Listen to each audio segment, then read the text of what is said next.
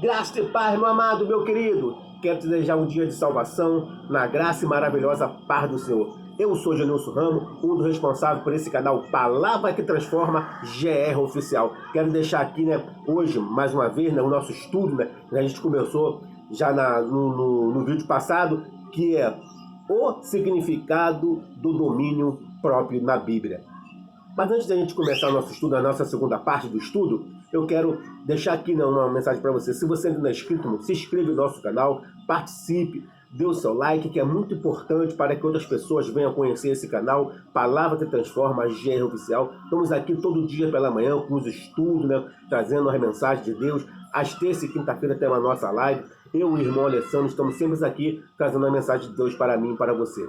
Eu sou Genilson Ramos, um dos responsáveis por esse canal, Palavra que Transforma, GR Oficial. Então, vamos para a segunda parte do nosso estudo dessa semana, que diz o significado do domínio próprio.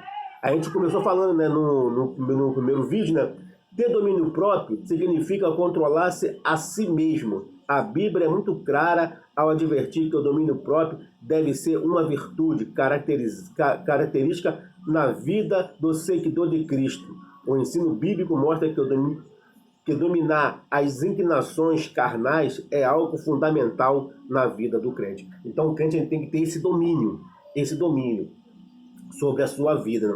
Na Bíblia, a ideia do domínio próprio é expressar pela palavra grega, ekretreia. Essa palavra que também pode ser traduzida como temperança. Em algumas traduções bíblicas, não é domínio próprio, é temperança. Em algumas linguagens da Bíblia de vocês. Indica o poder de conter-se a si mesmo. Então, ter temperança é domínio próprio, é essencialmente a mesma coisa. Em outra palavra, ser temperante é moderado, é possuir autocontrole. Essa mesma palavra grega é aplicada no texto bíblico para falar do domínio sobre o desejo praticado sexualmente. Lá em 1 Coríntios 7, 9, olha só o que diz a palavra de Deus. Quando ele fala sobre o controle, se controlar a si próprio. Então aqui ele também diz que o domínio próprio tem que ser controlado até nos desejos sexuais. Então, quando Paulo vem falando, Paulo vem abordando e falando ali para os irmãos de Coríntios também, que eles tinham que ter esse domínio próprio. Ou então, a temperança, que são as mesmas palavras. Uma palavra diz domínio próprio e outra diz temperança, que vamos encontrar lá em 1 Coríntios capítulo 7, versículo 9, que diz assim: mas se não pode controlar-se, case-se, porque é melhor casar do que arder.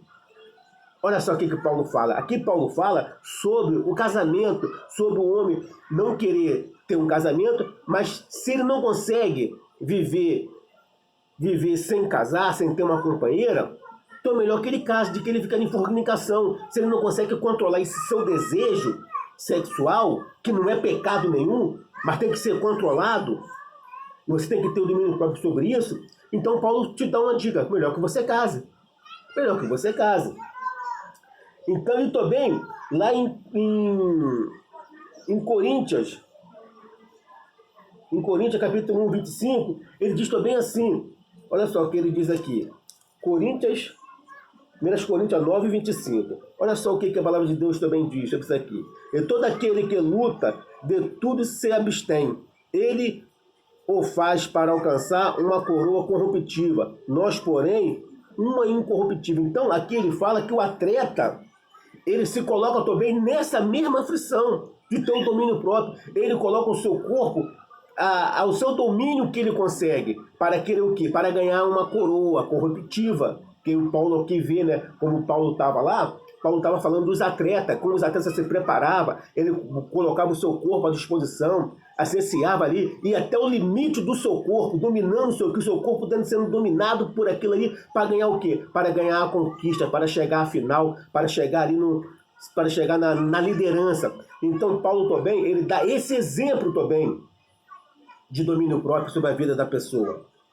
Paulo também dá esse exemplo. Algumas pessoas, olha só, é que eu sempre falo, algumas pessoas confundem a mansidão com o domínio próprio. São coisas diferentes, irmão. São coisas diferentes. Mas, na verdade, a mansidão e o domínio próprio são qualidades diferentes. Embora esteja relacionada, a mansidão diz respeito ao relacionamento de uma pessoa com o seu próximo, enquanto o domínio próprio trata de relação que uma pessoa mantém consigo mesmo. Olha só, a gente vai ver aqui, mansidão é de você com o seu próximo, domínio próprio é com você mesmo. Mansidão, você vai ser manso com uma pessoa e domínio próprio com você mesmo. Mas, claro, obviamente, o domínio próprio ou a falta dele também reflete em nosso relacionamento com outras pessoas. É verdade. Se você não tiver o domínio próprio, meu irmão, você vai ter um relacionamento com as pessoas diferente. Você não vai ter um bom relacionamento com as pessoas, você vai estar sempre em atrito, porque você não consegue dominar a si próprio.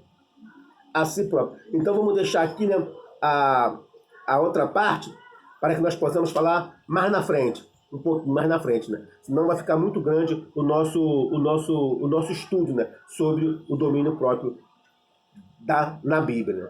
Então quero deixar você aqui, te agradecer pelo mais um dia, pelo mais uma tarde, e você que estava assistindo o primeiro vídeo, assiste o segundo vídeo, e agora assiste o terceiro vídeo, que se você assistiu o primeiro, assistiu o segundo, assiste o terceiro, que vamos estar também publicando logo lá na frente. Que Deus te abençoe. Viva hoje como Jesus Cristo voltasse ainda hoje. Que Deus te abençoe.